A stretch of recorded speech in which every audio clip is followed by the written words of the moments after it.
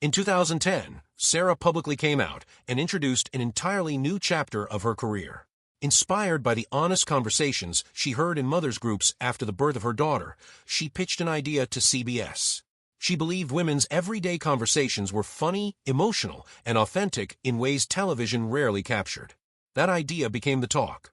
Premiering in October 2010, the show quickly found success with Sara alongside Julie Chun, Sharon Osbourne, Aisha Tyler, and Cheryl Underwood. It earned Daytime Emmy Awards and attracted millions of viewers. For the first time, Sara had a platform where she could speak openly as herself instead of hiding behind a character. But even with all that success, one fear never completely disappeared.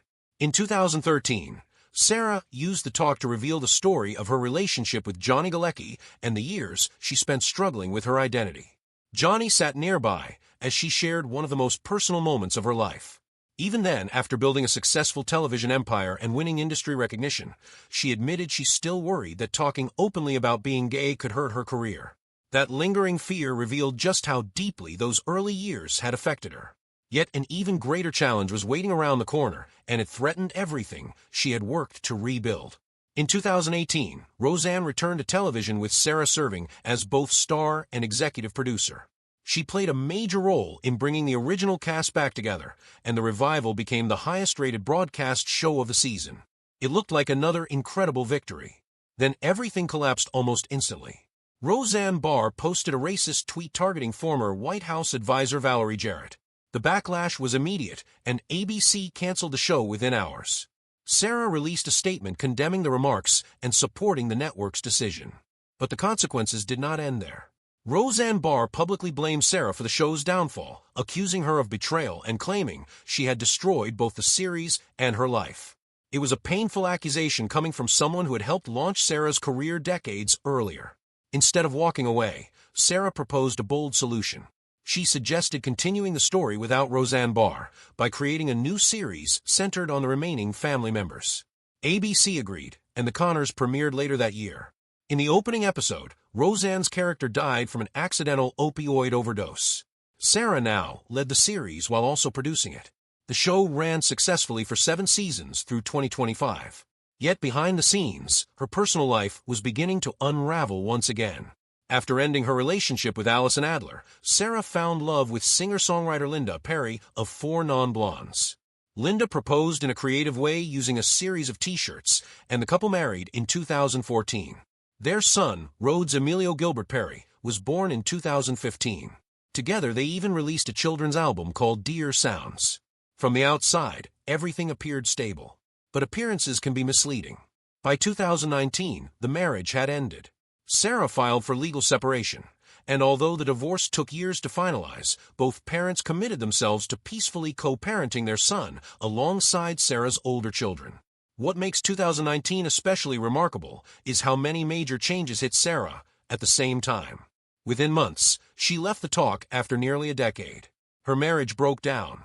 She was still managing the fallout from the Roseanne controversy while trying to establish The Connors as a long-term success. Most people only know one or two of those events. Few realize they all happened together. Somehow, through all of it, Sara continued showing up for work, raising her children, and moving forward.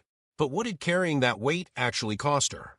Looking back, one pattern stands out above everything else. Sara Gilbert spent much of her life helping others succeed. She helped rescue Roseanne, built the talk from a simple idea into an award-winning program, guided the Connors through years of success, protected Johnny Galecki during one of the hardest moments of her youth, and worked to create stable families with both of her former partners. Again and again, she became the person holding everything together. Yet so much of that effort came at a personal price. She spent years hiding who she truly was, constantly trying to meet expectations while quietly carrying her own fears. Today, Sara Gilbert remains one of television's most accomplished figures. The Connors concluded in 2025 after 7 successful seasons. She continues raising her 3 children, co-parenting with both former partners, and running her own production company. She has earned Emmy recognition, enjoyed a career spanning nearly 4 decades, and built an estimated fortune of around $30 million. By almost any measure, her career has been an extraordinary success. But Sara Gilbert's story is about far more than awards, ratings, or wealth. It is the story of a young girl born into a famous family, a teenager forced to hide her identity, and a woman who quietly rebuilt her life every time it fell apart. She never turned her pain into headlines. She never wrote a tell-all book or sought sympathy. Instead, she kept working, kept creating, and kept moving forward. Whether that is the greatest example of resilience or one of Hollywood's quietest tragedies may depend on how you see it. Either way, behind the success of Roseanne and The Talk was a woman carrying pressure, heartbreak, and hidden struggles for decades while helping shape television history.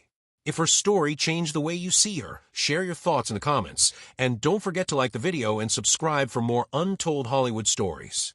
Sara Gilbert became one of television's most respected stars, but the role that made her famous was only part of her story. Most people remember her as the sharp, sarcastic Darlene on Roseanne. What they never saw was the complicated life unfolding behind the cameras. She helped revive one of TV's biggest sitcoms, graduated from Yale with honors, co-created the hit daytime show The Talk, and quietly shaped some of television's biggest moments. Yet while her career kept reaching new heights, she was fighting private battles that almost nobody knew about. So how did someone who helped build so much success end up carrying so much pain? Sarah Rebecca Beals was born on January 29, 1975, in Santa Monica, California.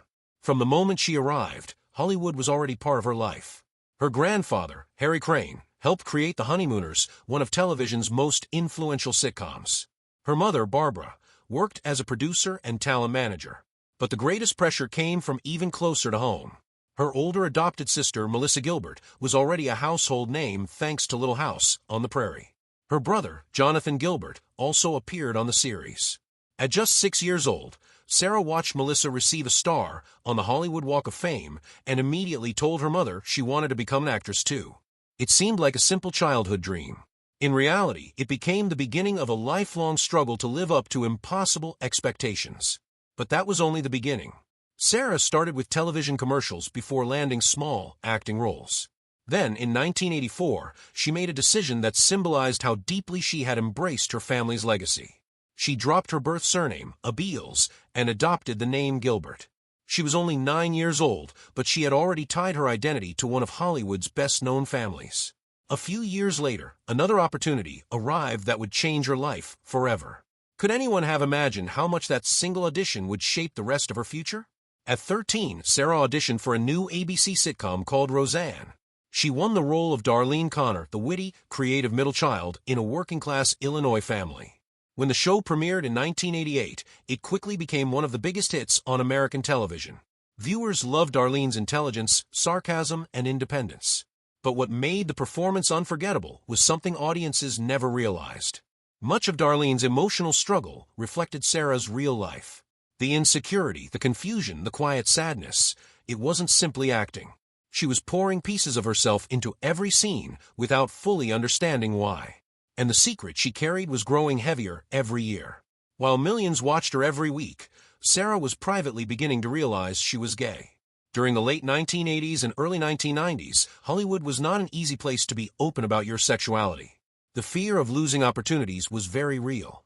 So she kept everything hidden. Every day, she stepped onto the set, playing a character whose emotions were visible to everyone while keeping her own carefully locked away. But eventually, those hidden feelings would affect someone very close to her. And that relationship would become one of the most touching chapters of her life. During her teenage years on Roseanne, Sarah began dating her co-star Johnny Galecki, who played David, Darlene's boyfriend on the show. Off camera, they genuinely cared about each other. Sarah later admitted she had a real crush on him. Yet something felt wrong. Whenever they became romantically involved, she found herself slipping into deep sadness. Johnny believed he was somehow causing her pain, but the truth was something neither of them fully understood at first. When Sarah finally realized she was gay, she told him honestly. Instead of reacting with anger or heartbreak, Johnny responded with kindness and complete support. He kept her secret for years and never betrayed her trust. More than 2 decades later, when Sarah decided to share that story publicly, she called Johnny first. His response was simple. He told her he was proud of her and even offered to sit beside her while she told the world. But while this emotional journey unfolded, Sarah was quietly doing something almost unheard of for a television star. Unlike many young actors who focused only on their careers, Sarah enrolled at Yale University. Balancing one of television's biggest sitcoms with one of America's toughest universities seemed nearly impossible. Yet the producers valued her so much that they completely adjusted the production schedule around her education. Filming dates were changed. Additional sound stages were arranged. Cast and crew traveled to accommodate her academic calendar. In 1997, she graduated with honors, earning a degree in art with a concentration in photography. That same year, the original run of Roseanne came to an end. But what happened after the cameras stopped rolling surprised almost everyone. After Roseanne, Sara seemed to disappear from the spotlight. She never stopped working, but she no longer had a defining role.